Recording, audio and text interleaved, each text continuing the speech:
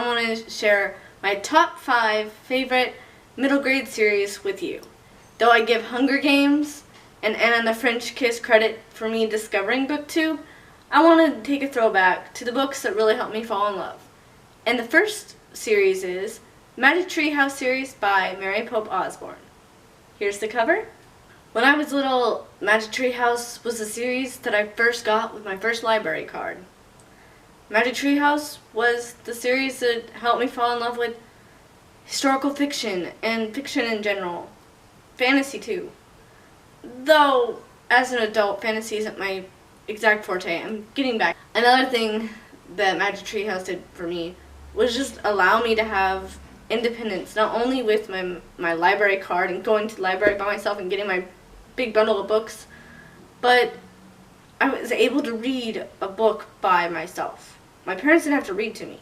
I could do it by myself. I remember Magic Treehouse was also the first series that I read in one day. Like, I read the entire book in one day and I thought I was a boss. I was so happy, proud of myself, and that's given me confidence to continue reading. But that's another video. If you would like to hear a story time about me reading Magic Treehouse for the first time, comment below. Mostly with history, but it also gave me a wanderlust to want to travel. I've gotten to go to London because I wasn't afraid to. Well, I was a little bit, but it made me want to get out and see the world. It made me want to learn about history. I mean, if you've watched me for any amount of time, you know I love it. So, reading about the Titanic, or the earthquake in San Francisco, and a bunch of other things, it really nurtured my love of reading and history. On the note of independence and learning to love reading, Magic Treehouse also taught me how to be a better sibling, just like Jack and Annie. They were a huge inspiration for me as a kid. When I was reading these books, I was still an only child. It wasn't until I was 12 years old that my parents adopted my siblings. So, Magic Treehouse definitely taught me how to be a better person. The next series I'd like to talk about is the Percy Jackson series.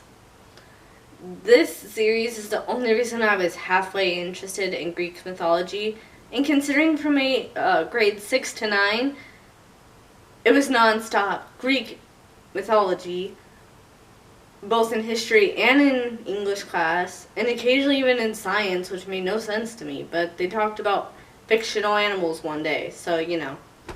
Anyway, didn't really agree with Greek mythology considering I am a Christian. However, these books did get me interested a little bit.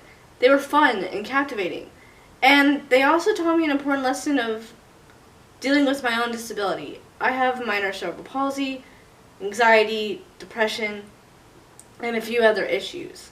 I was born premature, and so Percy have a disability of dyslexia, and Grover having cerebral palsy himself really made me see that I could do anything I put my mind to as long as I tried hard enough, which was a really good thing reading when you're in junior high and everything seems so hard anyway. On my list is Where the Sidewalk Ends. Though technically I found this book in 4th grade from one of my favorite teachers, Miss Vaka. I grow a passion for poetry. Not only do I love Shakespeare now, but I also enjoy reading some Emily Dickinson and random poetry here and there.